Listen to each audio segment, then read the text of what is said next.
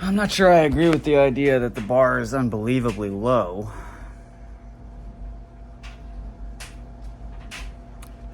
That's a weird thing to say.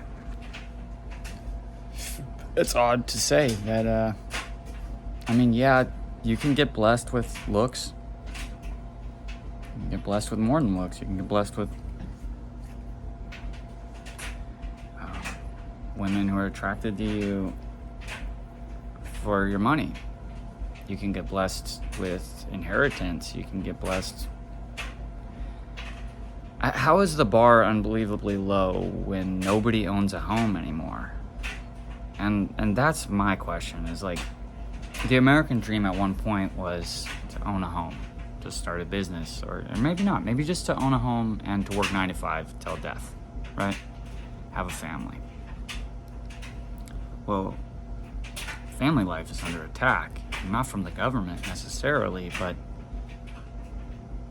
these bills that they're passing, these incredibly high defense budgets, I don't think it's exactly changing the death that surrounds us.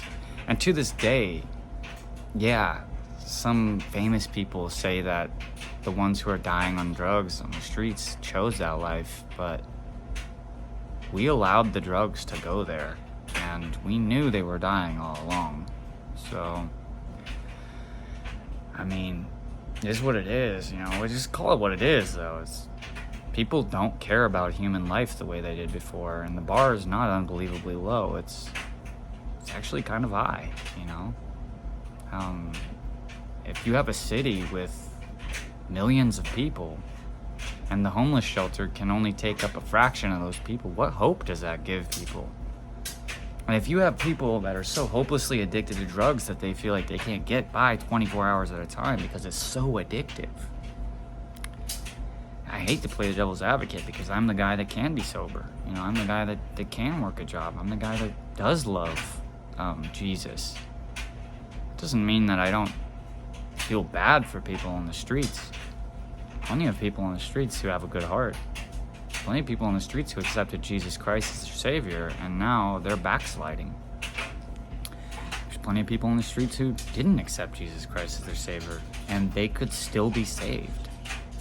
And Jesus aside, there's plenty of people who deserve help that aren't getting it because of mental illness and because of, mistreatment of the government to the people. And while I am playing the devil's advocate, and I think that the government is good, most of all, some of it is not. Some of those people do get paid off, and some of those people do fucking commit corruption and treason against the state. I don't know who they are. That's not my job. Well, maybe if I'm going to be a journalist, it is my job, but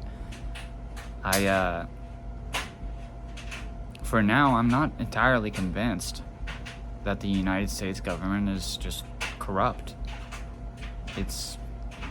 We are making an initiative here. We're trying to strengthen the family unit in the country, and we're trying to move forward in sobriety. We're trying to move forward in law-abiding citizens. We're trying to move forward in 9 to 5ers.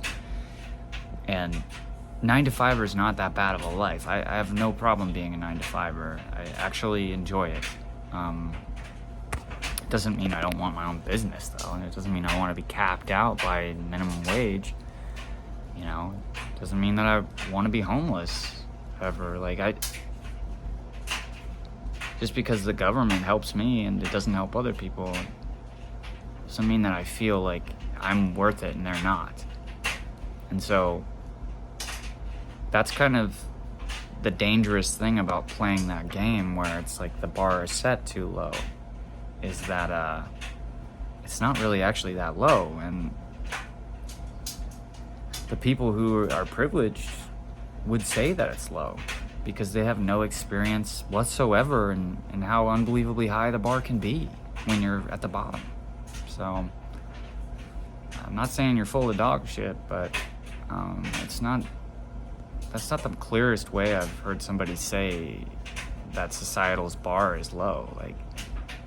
It's pretty high, to be accepted by society, especially in big cities.